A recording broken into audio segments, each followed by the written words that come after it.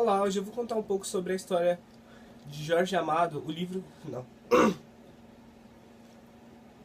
Olá, hoje eu vou falar um pouco sobre o livro de Jorge Amado, Capitães da Areia, que conta um pouco da realidade dos meninos de rua de hoje em dia e também dos tempos antigos. Qual é um tempo antigo? Vamos dizer, desde 1980 até atualmente.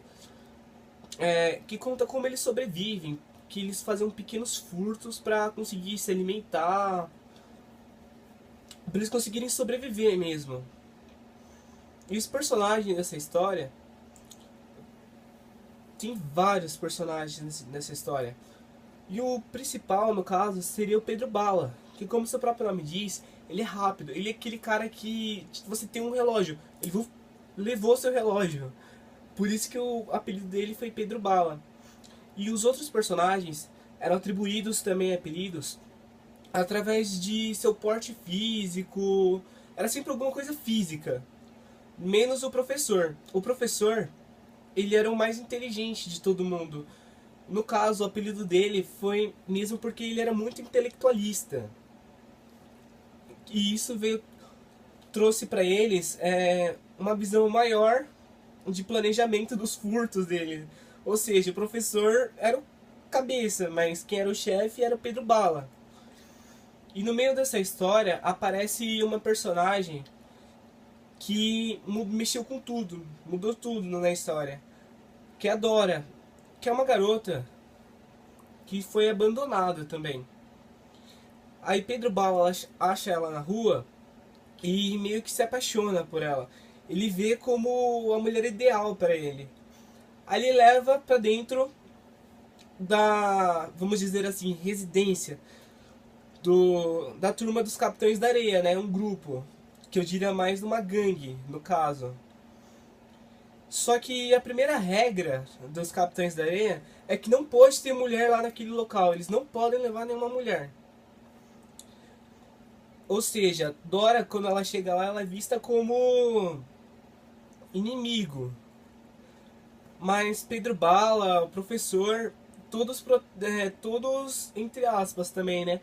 Todos que apoiam Pedro Bala, assim, em geral, ajudam a proteger Dora.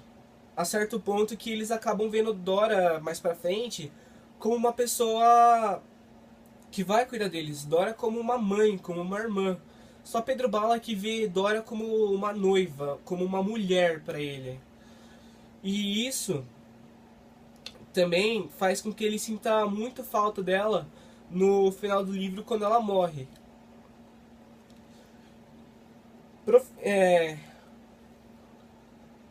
Havia também um dos personagens principais, é o Sem Perna, que era um menino de canelas finas, sabe?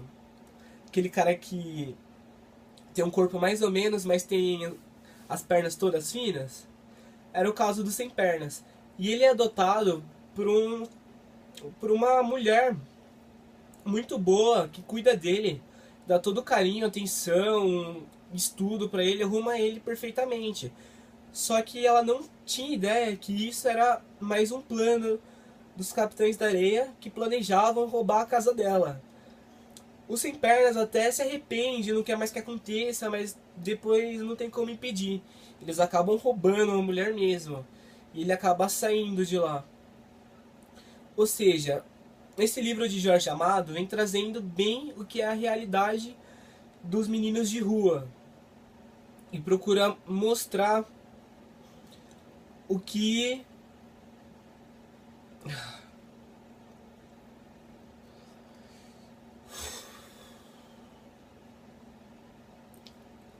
E eu achei interessante isso, porque muitas vezes a gente vê aquele moleque que a gente chama assim, né? Moleque, te roubando outra pessoa, correndo na rua, jogado, sozinho, mas a gente não imagina como aquela pessoa vive, como ela sobrevive. E de uma maneira, Jorge Amado conseguiu mostrar isso muito bem para conosco, que é a realidade de verdade.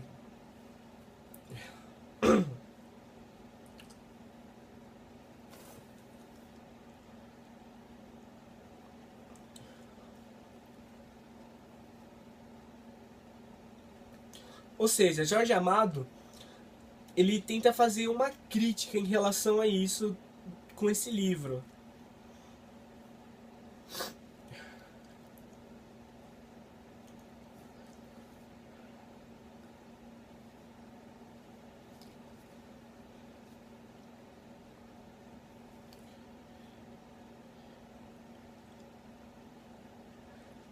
E o incrível desse livro é que mesmo eles sendo adolescentes, crianças de rua, eles ainda assim eles têm uma religião.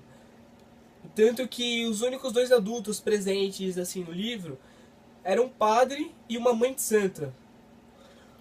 Ou seja, eles eram católicos, mas também preservam muito o candomblé, por a história se passar na Bahia, onde tem mais uma relevância para esse lado da Umbanda, candomblé, raízes da africana, religiões espiritualistas. E também o lado católico, de igrejas que vêm desde séculos passados.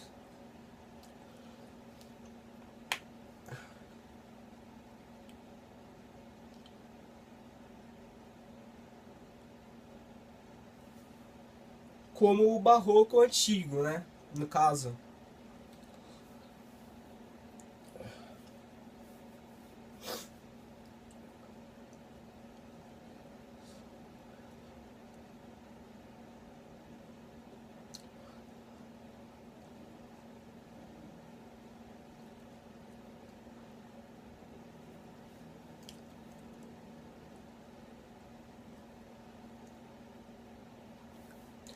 E no livro também, apesar de ter tudo isso,